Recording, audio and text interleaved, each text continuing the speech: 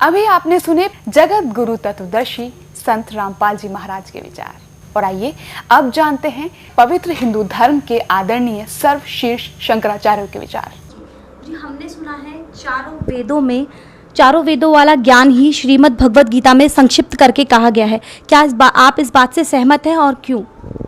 ऐसा है कि श्लोक है, सर्वोपनिषदो गावो दुग्धा गोपाल नंदना पार्थो वत्स सुधीर भोक्ता दुग्धम गीता मृतम महत।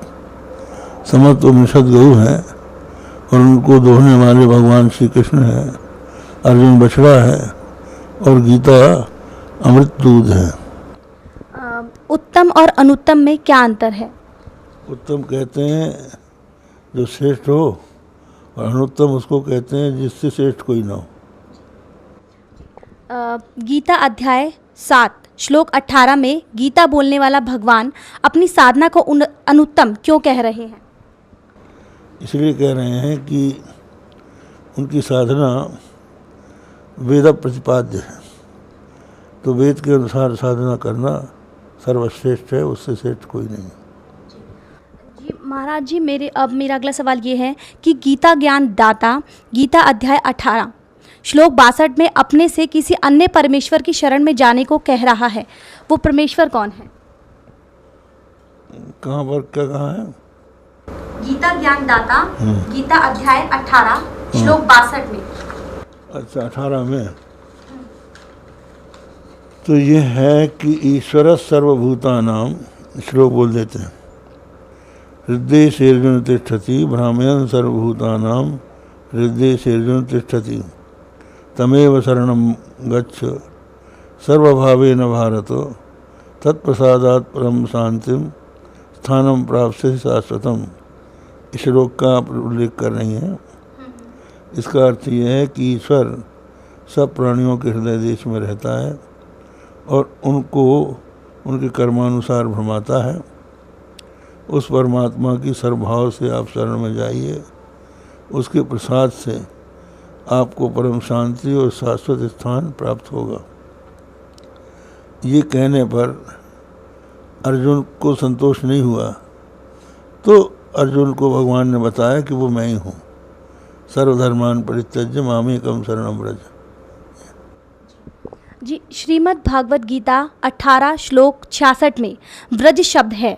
इसका अर्थ जाना, प्रस्थान करना है, परंतु सर्व अनुवाद कर्ताओं ने व्रज का अर्थ आना किया है। कृपया इसे स्पष्ट करें। ऐसा है, ब्रज घतौ धातु है, तो ब्रज घतौ धातु के इसमें आता है गति अर्थक है। ये गति के 4 अर्थ होते हैं, गति गमन, गति ज्ञान, गति मोक्ष, गति प्राप्ति। तो यहाँ पर जो गत्यर्थक ब्रज धातु है उसके लोट लकार के मध्यम पुरुष के एक वचन में ब्रज बनता है। तो ब्रज का अर्थ है अवगच्छ, अर्थात मुझको जान।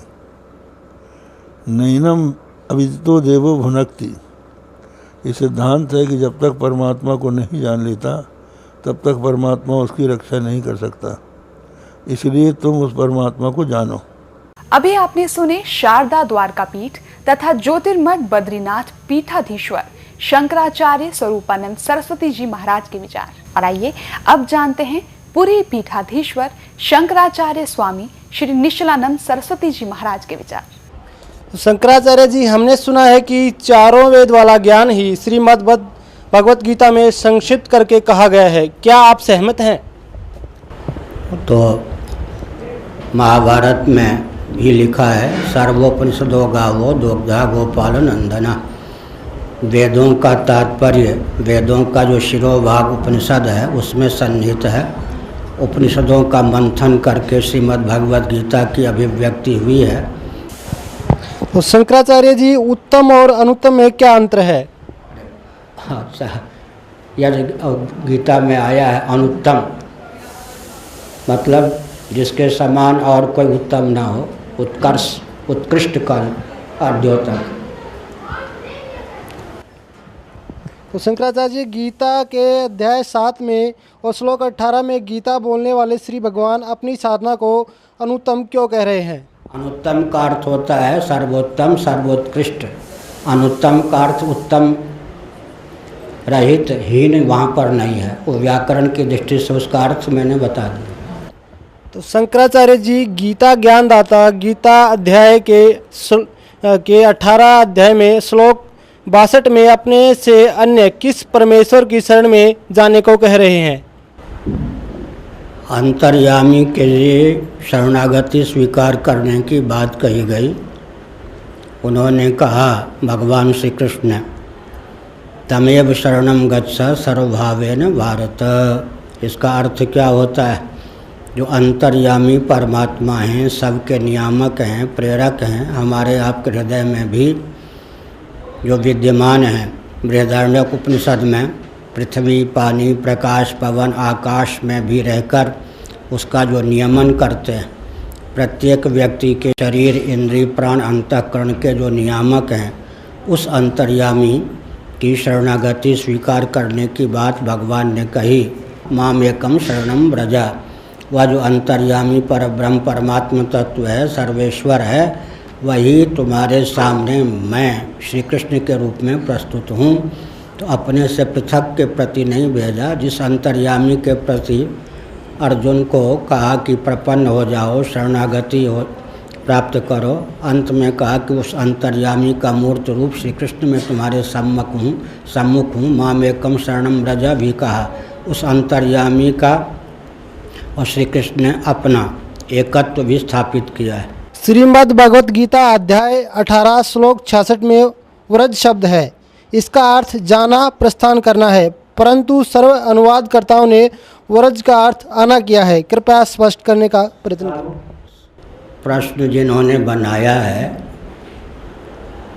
उन्होंने अपने स्तर से बताया कि सभी अनुवाद करने वालों ने ज्ञान के अतिरिक्त अर्थ किया है। ऐसी बात नहीं है। व्रज का अर्थ अवगच्छ निश्चिनु भी होता है, जैसा कि प्रश्नकर्ता ने बताया।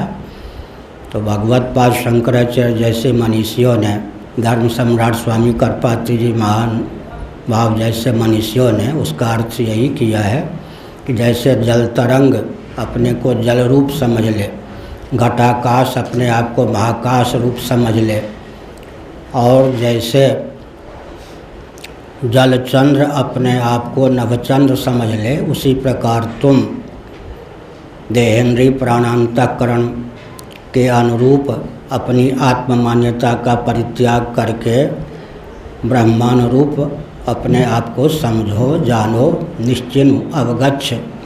यह अर्थ भी टीकाकारों ने किया है। भगवत पाद शंकराचार्य और उनके अनुगत महानुभावों ने इसी प्रकार का उपदेश किया है। लेकिन जो श्री वैष्णवाचार्य इत्यादि हैं, उन्होंने अपने स्तर से अपने प्रस्थान के अनुसार उस प्रकार का भी अर्थ किया है जिसका चित्रण प्रश्नकर्ता ने किया है। अभी आपने सुने आदरणीय पुरी पीठाधीश्वर शंकराचार्य स्वामी श्री निश्चलानंद सरस्वती जी महाराज के विचार।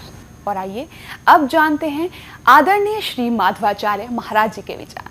हमने सुना है कि चारों वेद वाला ज्ञान ही श्रीमद् भागवत गीता में संक्षिप्त करके कहा गया है। हाँ, सबका साथ साथ कहा गया है। वहाँ सभी चारों वेदों में साथ कहा गया।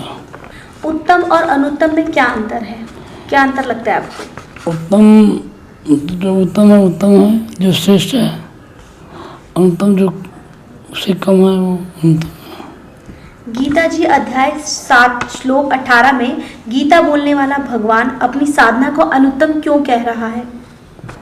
अपने साधना को अनुत्तम तो नहीं कहा, साधना को अनुत्तम नहीं कहा गया, साधना तो उत्तम ही है।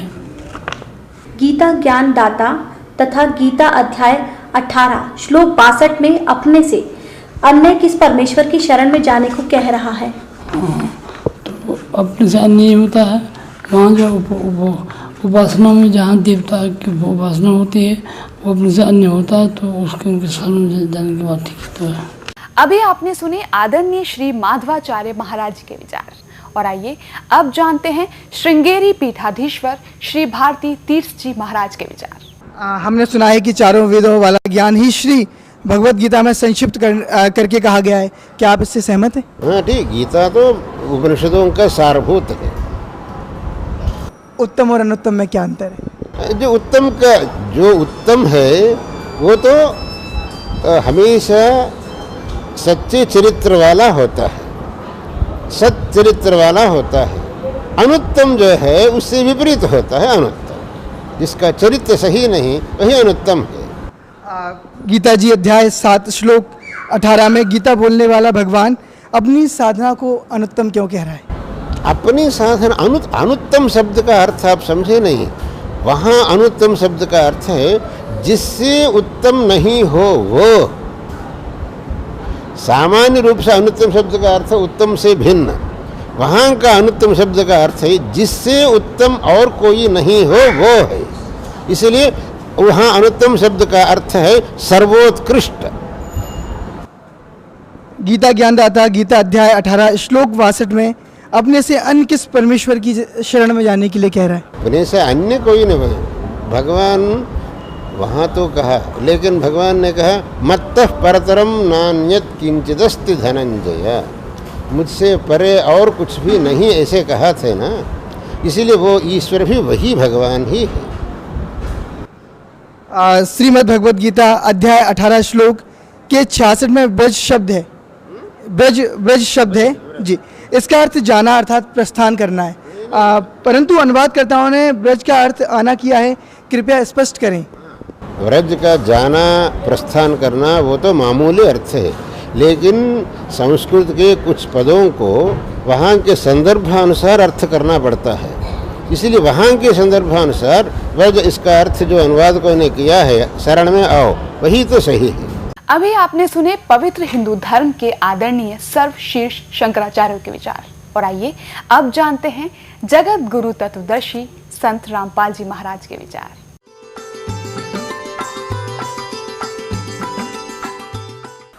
सतगुरुदेव की जय। बंदी छोड़ कबीर परमेश्वर जी की जय। बंदी छोड़ गरीबदास जी महाराज जी की जय। स्वामी राम देवानंद जी गुरु महाराज जी की जय हो।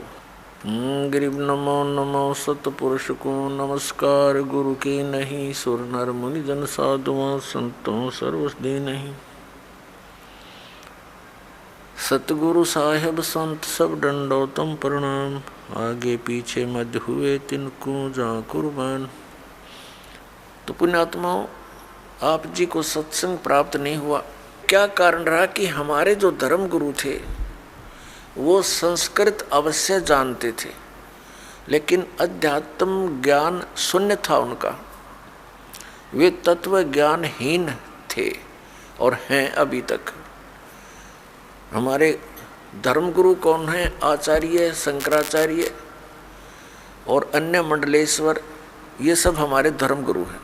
तो पुण्यात्माओं, तो ये तो बता दिया परमात्मा ने गुण तीनों की भक्ति में ये भूल पड़ो संसारे, कहे कबीर निज नाम बिना कैसे उतरो पार।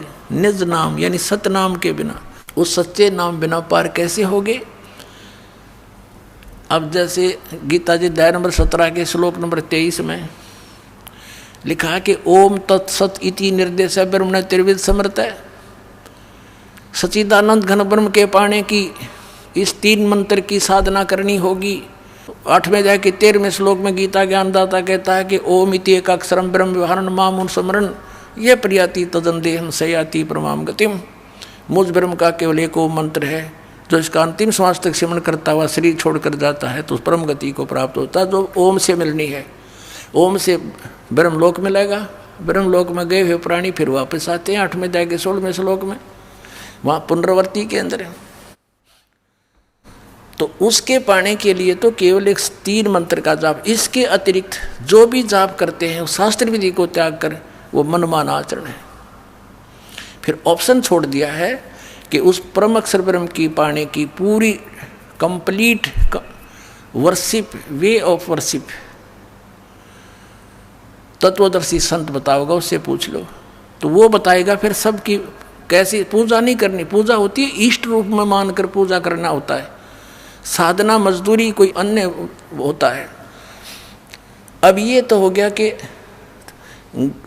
तीन देव की जो करते भक्ति उनकी कदे ना हो वह मुक्ति। 600 वर्ष पहले परमेश्वर ने कहा था ये बातें, ये ज्ञान बताया था, और आज इसका समर्थन उन सदग्रंथों ने किया जिनको हम एथेंटिक मानते हैं। तो वो क्या थे जो हमने ज्ञान दिया करते, वो नकली गुरु आज तक मूर्ख बना रहे आपको। अब गीता जी अध्याय नंबर 7 के श्लोक नंबर 16 और 17 और 18 में गीता ज्ञान दाता ब्रह्म अपनी साधना करने वालों की बताता है कौन कौन करते हैं। अर्थार्थी, आर्थ, जिज्ञासु और ज्ञानी। अर्थार्थी, आर्थ, जिज्ञासु इनको रिजेक्ट करता है कि ये भी सही साधना नहीं करते, और ज्ञानी को सिलेक्ट किया है कि ज्ञानी आत्मा होती तो अच्छी है।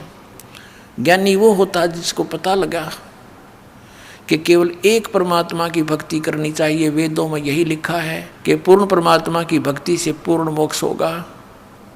लेकिन ये भूल गए कि वेदों में ये भी लिखा था कि उस पूर्ण परमात्मा की भक्ति वेदों में वर्णित नहीं है, उसको तो तत्वदर्शी संत बताएंगे। लेकिन उन्होंने अब पे निष्कर्ष निकाल लिया, यजुर्वेद अध्याय नंबर 40 के मंत्र 15 से ओम नाम सेलेक्ट कर लिया पूर्ण परमात्मा का, जबकि वो 17वें श्लोक में 40वें अध्याय यजुर्वेद के खुद कह रहा है कि मेरा तो ओम ब्रह्म है, ओम मंत्र है बुझ ब्रह्म का, और वो तो प्रोक्ष है, पूर्ण परमात्मा तो ऊपर। वह इनकी बुद्धि में ना बड़ी बात, क्योंकि गुरु बिन काहू न पाया ज्ञाना, जो थोथा वो छड़े मूड किसाना। गुरु बिन वेद पढ़े जो प्राणी, समझे न सार रहे अज्ञानी। जिस कारण से इन्होंने, इन ज्ञानियों को ये तो पता लग गया कि उपासना नहीं करनी, तीनों गुणों की पूजा, रजगुण ब्रह्मा सतगुण विष्णु तम गुण शिव जी की भी नहीं करनी चाहिए। तो इन्होंने ये भी ज्ञान हुआ कि मनुष्य जीवन केवल परमात्मा प्राप्ति के लिए मिलता है, इसमें भगवान प्राप्ति साधना भक्ति नहीं हुई तो व्यर्थ है। इनको ज्ञानी कहते हैं। तो इनको तत्वदर्शी संत ना मिलने से गीता ज्ञानदाता कहता है, ये 7वें अध्याय के 18वें श्लोक में, ये ज्ञानी आत्मा है तो अच्छी उदार है, लेकिन ये मेरे वाली अनुत्तम यानी घटिया अश्रेष्ठ गति में स्थित हैं। ये मेरे वाली अनुत्तम गति में स्थित है। कौन सी गति? 8वें अध्याय के 13वें श्लोक में कहा है कि जो मुझ ब्रह्म के ओम नाम का जाप करते हैं, करता हुआ शरीर छोड़कर जाता है, मुझ ब्रह्म का जाप करता हो जाता हो, वो उसको परम गति होती है। कौन सी? ओम नाम से होने वाली परम गति। वो कहाँ? ब्रह्मलोक में जाता है। ब्रह्म 8वें अध्याय के 16वें श्लोक में लिखा गीता जी में, ब्रह्मलोक पर्यंत भी जन्म मृत्यु में आते हैं। और गीता के अन्नदाता स्वयं कहता 4थे अध्याय के 5वें श्लोक में, और 9वें श्लोक में, 2रे अध्याय के 12वें श्लोक में, 10वें अध्याय के 2रे श्लोक में गीता जी में कि तेरे और मेरे बहुत जन्म हो चुके हैं, अर्जुन तो नहीं जानता, मैं जानता हूँ। फिर जब तक जन्म मृत्यु है, फिर 18वें अध्याय के 62वें श्लोक में कहा कि तू सर्वभाव से उस परमेश्वर की शरण में जा जिसकी कृपा से तू परम शांति को और सनातन परम धाम को प्राप्त होगा, उसकी कृपा से ही। तो इससे सिद्ध हो गया कि गीता ज्ञानदाता से कोई और है सुप्रीम पावर, जिससे पूर्ण मोक्ष होगा। 15वें अध्याय के 4थे श्लोक में कहा कि तत्वदर्शी संत की प्राप्ति के पश्चात परमेश्वर के उस परम पद की खोज करनी चाहिए, जहाँ जाने के बाद साधक फिर कभी लौट कर संसार में नहीं आता, और केवल उसकी पूजा करो, अन्य की सब त्याग दो। अपनी भी पूजा को रिजेक्ट करता है वो। पूजा माने इष्ट रूप में मानना।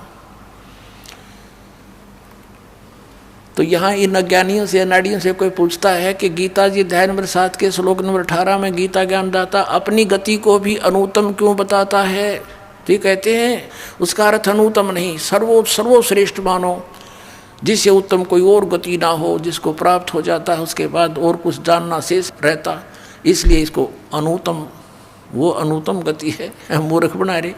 4ठी कक्षा के बालक ने पूछ ले, अगर इससे अधिक अच्छी कोई श्रेष्ठ गति नहीं होती, इनकी बात मान ले, तो ये 18वें अध्याय के 62वें श्लोक में कह रहा है कि उसकी शरण में जा, सर्वभाव से उस परमेश्वर की शरण में जा जिसकी कृपा से तो परम शांति को प्राप्त होगा। 8वें अध्याय के 5 और 7 में गीता ज्ञानदाता अपनी साधना बताता है, मेरी पूजा कर मुझे प्राप्त होगा। और 8, 9, 10 में उस परम अक्षर ब्रह्म की पूजा, पूर्ण परमात्मा की पूजा के लिए कहता, उसके लिए तत्वदर्शी संत खोज ले। चौथे अध्याय के 34वें श्लोक में कहा। तो इन अनाड़ियों ने कह भी पता नहीं गीता जी का।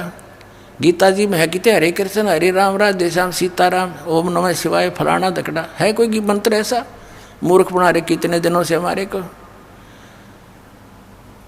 अब इसलिए इस गीता ज्ञानदाता ने कहा है कि मेरी साधना में ये लीन ज्ञानी आत्मा अनुत्तम गति में ही सचित रहे। अनुत्तम कैसी? कि जिससे जन्म मृत्यु बार बार होती रहे, वो अनुत्तम है। और जहाँ जाने के बाद फिर लौट कर नहीं आते, वो ब्रह्म साधना से प्राप्त नहीं हो सकती। इन ज्ञानी आत्माओं ने हठ योग किए, ओम नाम का जाप किया, वेदों से प्राप्त करके आन उपासना, किसी देव की पूजा नहीं की। और ब्रह्मा जी को जब ये कमल के फूल पर बैठा था, वहाँ सचेत हुआ, इसको बेहोश करके कोमा में रखा हुआ था, वहाँ सचेत कर दिया कमल के फूल पर बैठा के। ब्रह्मा जी कहते मुझे नहीं मालूम है कहाँ से आ गया। तो आकाशवाणी कर दी इस काल ने कि तप करो तप करो। इसने सोचा यह आकाशवाणी पूर्ण परमात्मा की है, और करी थी इस काल ने। उसके बाद ब्रह्मा जी को वेद प्राप्त हुए। वेदों में कहीं पर भी हठ योग तप योग करना नहीं लिखा। तो इस ब्रह्मा के इस लोक वेद से कि मुझे आकाशवाणी हुई है तप करने की, हठ योग करने लग गए। ये ओम नाम का जाप वेदों से ले लिया, हजारों वर्ष तक डले डोते रहे। गीता अध्याय नंबर 11 के श्लोक नंबर 47-48 में कहता, अर्जुन ये मेरा रूप जो तूने देखा, ये असली मेरा रूप है। इससे पहले किसी ने नहीं देखा, किसी को प्राप्त नहीं हुआ मैं। और मेरे इस रूप की प्राप्ति अर्थात मेरी प्राप्ति न वेदों वर्णित विधि से, न तप से, न जप से, न किसी क्रियाओं से कोई नहीं कर सकता। इति सिद्धम कि वेदों में वर्णित विधि ओम नाम से और जो भी साधना क्रिया करते हैं यज्ञों से परमात्मा प्राप्ति नहीं से कुछ अन्य लाभ हो जाते हैं। वो लाभ इन ऋषियों को हो गए, सिद्धियाँ आ गई, एक दूसरे को ऊपर प्रभु पाकी के, किसी को भस्म कर दिया, किसी को जो है ना दुराशीष दे दी, जिस कारण से इनसे डरने लग गए। एक चुनक नाम के ऋषि थे, उसने ऐसे ही वो ज्ञानी आत्मा उद्धार थे, हजारों वर्षों तक ओम नाम का जाप और हठ योग किया।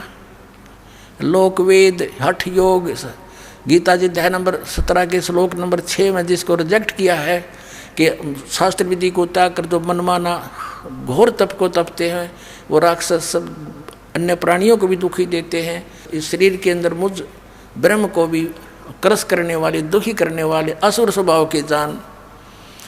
अब देखिए भी बुरे बताए ज्ञानी आत्मा क्यों? उस चुनक ऋषि ने साधना की, भगवान मिला नहीं, सिद्धियाँ एटम बम बन गया। एक मानदाता चक्रवर्ती राजा था, पूरी पृथ्वी पर शासन जिसका हो उसको चक्रवर्ती राजा कहते हैं। अब ये चक्रवर्ती राजा ये अपनी पृथ्वी पर ये देखना चाहते अपने शासन काल में कि मेरे अंतर्गत मेरे अधीन जितने नवाब हैं, राजा हैं, छोटे नरेश हैं, उन्होंने किसी ने मेरी प्रभुता, मेरी पराधीनता अस्वीकार तो नहीं कर दी है। इसलिए एक अश्वमेघ का घोड़ा छोड़ देते हैं अश्वमेघ यज्ञ के लिए, उसके साथ कुछ सैनिक भेज देते हैं, और राजा का पर्सनल हॉर्स होता है अपना घोड़ा, उसके गले में एक पंपलेट लगा देते हैं, लगा दिया कि राजा मानदाता राजा के पास इतनी सेना है, 72 करोड़ सेना है, और जिस भी राजा को इस मानदाता चक्रवर्ती राजा की पराधीनता स्वीकार ना हो, घोड़े को पकड़ लो, अपने पास बांध लो और युद्ध के लिए तैयार हो जाओ। पूरी पृथ्वी पर वो घोड़ा घूम आया, सब ने पढ़ लिया पंपलेट कि 72 करोड़ सेना, सब चुप हो गए। किसी ने हिम्मत नहीं की घोड़े को पकड़ देने की, अर्थात युद्ध करने की। तो पूरी पृथ्वी पर विजयी साबित हो गया। वो वापस आ रहे थे, चुनक ऋषि वहाँ तपस्या किया करता था, उसकी कुटिया के पास से वो गए थे, वहीं से वापस आ रहे थे। उसने पूछा कि सैनिकों ये घोड़ा खाली क्यों है, इस पर सवार क्यों नहीं, बाकी पर तुम सब विराजमान हो, सवार हो। सैनिकों ने बताया कि ऋषि जी ये मानदाता चक्रवर्ती राजा का घोड़ा है, इस पर कोई बैठ नहीं सकता। और तुम गए कहाँ थे? ऋषि ने पूछा कि हम पूरी पृथ्वी का चक्कर लगा कर आए। और ऐसे ऐसे हमारा उद्देश्य था। तो ऋषि ने कहा कि क्या किसी ने इस राजा का युद्ध नहीं स्वीकार किया, इतना प्रबल है ये। तो सैनिकों ने कहा कि हमारे राजा के पास 72 करोड़ सेना है ऋषि जी, और है किसी की हिम्मत उसकी जाड़ फोड़ दे हम। अब ऋषि ने सोचा, देख कुबद काल के हाथ में, पहले तो इनको एटम बम बनाता सिद्धियों से, गलत साधना शास्त्र विधि रहित मनमाना तप तपवा के, फिर उधर से काल के हाथ में रिमोट था, उसने ऋषि के अंदर प्रेरणा भर दी कि इसमें तो अभिमान हो गया राजा में, इसका अभिमान ठीक करना चाहिए। ऋषि खड़ा हुआ और कहने लगा, भाई इस घोड़े को मैं पकड़ देता हूँ और मैं तुम्हारे राजा का युद्ध ओढ़ लेता हूँ। सैनिक कहने लगे, रे कंगले कंगाल, तेरे दाने खाने को नहीं, और युद्ध करेगा तो मानदाता चक्रवर्ती राजा के पास अपने फेर ले माड़ा बोल वाला बैठ के, मत पंगे में पा दे, जप ले अपनी भक्ति कर, जो सा काम कराया करे ऋषि वही कर तू। ऋषि बोला, भाई मन ने तो पकड़ दिया है घोड़ा, और जाओ कह दो तुम्हारे राजा ने। वह तो त्यार थोड़ा बांध दिया घोड़ा उसके वृक्ष के झोपड़ी जिस वृक्ष पर डल रही थी। राजा को आके सुना दिया कि ऐसे ऐसे पूरी पृथ्वी पर तो किसी ने आपका घोड़ा पकड़ा नहीं, एक चुनक नाम के ऋषि ने आपका युद्ध स्वीकार कर लिया। अब राजा को बताया गया मंत्रियों के द्वारा कि जी आज एक व्यक्ति ने हिम्मत करी है, कल दूसरा करेगा, ये राजनीति होती है, ऐसे तो सिर उठाएगी दुनिया, इसको कुचल डालना चाहिए। राजा बोला, जाओ 18 करोड़ सेना एक बार भेज दी तो उसके एक व्यक्ति को मारने के लिए, ताकि और भी डर जाएं, भयभीत हो जाएं कि इतनी सेना आ गई हो, तेरे की तो बड़ा तगड़ा राजा है। उधर से ऋषि ने अपने सारे जीवन में जो डले डोए थे उसकी 4 एटम बम बना दिए वचन से, सिद्धि का बहुत बड़ा एटम बम। ये साइंस वाले तो फेल उनके आगे, अगर किसी में वचन शक्ति हो संत के अंदर तो इन सारे फेल कर दे, वो वैसे वहीं के वहीं पानी बना दे। ऐसी सिद्धियां भी होती हैं। अब ऋषि ने अपनी 4 पुत्री बना ली, 4 एटम बम बना दिए अपनी सिद्धि से, अपनी शक्ति भक्ति जो सारा दिन सारे जीवन में डरे डोए थे। एक पुतली छोड़ दी, 18 करोड़ अक्षौणी सेना का कत्लेआम कर दिया, नाश कर दिया। राजा ने दूसरी टुकड़ी 18 करोड़ की भेज दी, ऋषि ने दूसरी पुतली छोड़ दी। 72 करोड़ सेना चक्रवर्ती राजा की नाश कर दिया। अब इसके बारे में सूक्ष्म वेद में बताते हैं, 72 अक्षौणी खा गया ये चुनक ऋषिश्वर एक, दे धारे जोरा फिरें ये सभी काल के बेख।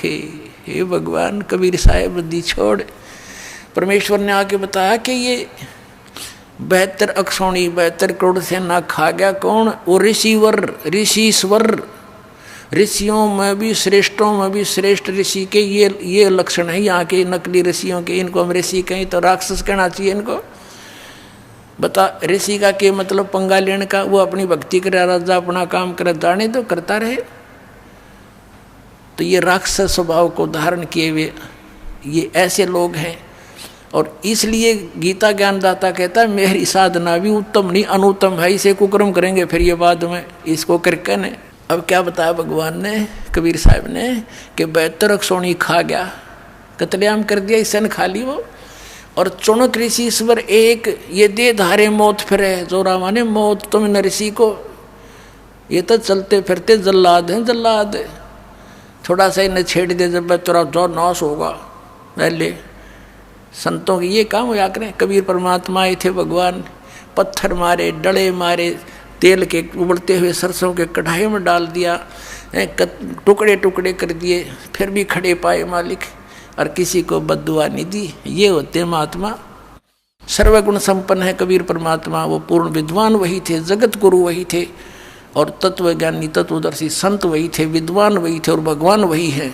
अब कहते हैं 72 अक्षौणी खा गया वो चुनक ऋषिश्वर एक, ये दे धारे मौत फिरे। ये जोरा, जोरा माने मौत है, ये ऋषि दे धारे मौत फिरे। ये सभी काल के भेख ब्रह्म तक की साधना की, इसे भेख माने टोल के टोल, झुंड के झुंड, ऐसे तो ये। और फिर क्या होगा इसके साथ? ये ऋषि इसने ओम नाम का जाप किया और हठ योग किया। अब हठ योग से तप, सिद्धियां प्राप्ति, ओम नाम से ब्रह्म लोक प्राप्ति, ये ब्रह्म लोक में जाएगा, वहाँ देवता बन जाएगा। उसके बाद फिर ये पुनक्षीण होने के बाद फिर पृथ्वी पर आएगा, राजा बनेगा। राजा बनकर के तो शिकारी बनकर शिकार मारेगा, दुनिया जीव हिंसा करेगा। राजा एक दूसरे के साथ लड़के करेगा, यानी फिर कर्म फोड़ेगा। फिर इसको कहाँ भेजेंगे? नरक में ठोकेंगे। नरक भोग कर फिर पृथ्वी पर आएगा, फिर ये कुत्ता बनेगा, ये चुनक ऋषि। और इसके सिर में कीड़े पड़ेंगे, जख्म। और जितने ये जीव हिंसा करे थे बाणदाता चक्रवर्ती राजा के, वो कीड़े उसको चुन चुन कर खाएंगे। तो इसलिए गीता ज्ञानदाता 7वें अध्याय के 18वें श्लोक में कहता है कि ज्ञानी आत्मा है तो उद्धार। ये चले थे तो परमात्मा प्राप्ति के लिए, लेकिन इनको तत्वदर्शी संत ना मिलने से ये अपने आप निष्कर्ष निकाल कर एक दूसरे से सुन सुना कर और ये समर्पित हो गए मेरे पे। ब्रह्म कहता है काल, और मेरे वाली अनुत्तम गति में सचित रहे, यानी मेरे से जो इस ओम से, मेरी क्रियाओं से, ओम नाम के जाप से जो लाभ मिलना था वही तक गति हुई इनकी। और वो अनुत्तम गति है, अनुत्तम घटिया। अब इस तो बुंडी के घटिया होगी, सारे जीवन डले डोए, और फिर एटम बम बन गया, बबूल का पेड़। आम के स्थान पर संत तो आम के पेड़ होने चाहिए, डले मानो उसको भी फल दे। और ये बबूल मड़ा हाथ ला दे तो गट जा, उस पर दिक्कत ये की तरह। इनको ऋषि कहा करते थे हम, परमात्मा ने आंख खोल दी हमारी। तो इसलिए कहा कि है तो अच्छी आत्मा, लेकिन मेरे वाली अनुत्तम घटिया गति में सचित रहे। क्यों? क्योंकि इनको तत्वदर्शी संत ना मिला। इसलिए 18वें अध्याय के 62वें श्लोक में कहा है कि अर्जुन तू सर्वभाव से उस परमेश्वर की शरण में जा, उसकी कृपा से तू परम शांति और सनातन परम धाम को प्राप्त होगा। तो पुण्यात्माओं, परमात्मा ने 600 वर्ष पहले कहा था, 3 देव की जो करते भक्ति, उनकी कदे ना होवे मुक्ति। और आज इन सब सदग्रंथों ने समर्थन किया, Kabir is God, Kabir is God. बोलो सतगुरुदेव।